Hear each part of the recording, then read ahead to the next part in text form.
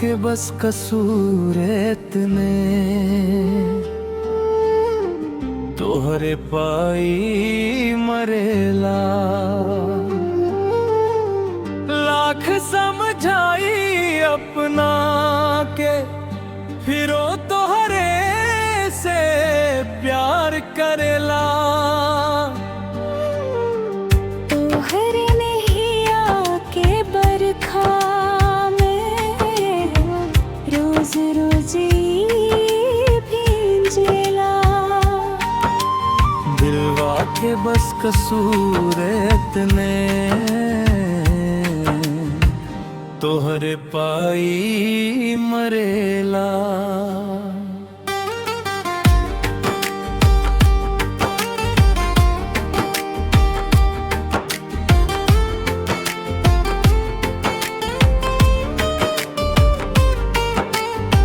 जब से नयनवा तोहरा से मिलल रुक गइल समय के चाल। देख मुस्की तोहर देख के बदल गइल जिंदगी के हाल। तू नजदीक रहा चाहे दूर नाम तोहरे जपेला। लाख समझाई अपना के फिरो तोहरे से प्यार करेला। दिलवा के बस कसूर इतने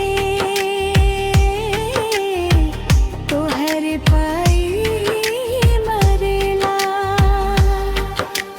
लाख समझाई अपना के फिरो तोहरे से प्यार करेला।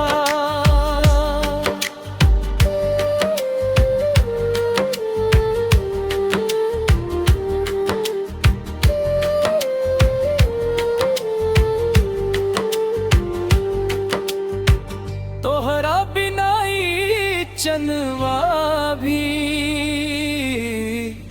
आधा अधूरा लागेला। भीड़ भरल महफिल में भी मन खाली खाली लागेला।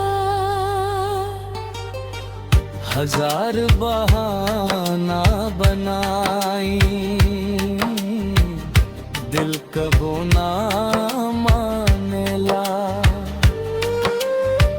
लाख समझाई अपना के फिरो तोहरे से प्यार करेला।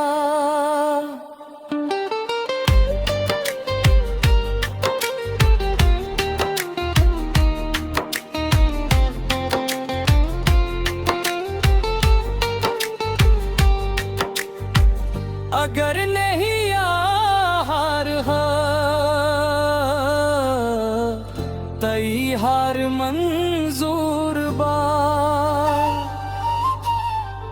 तू किस्मत में ना सही हर दुआ में जरूर बा।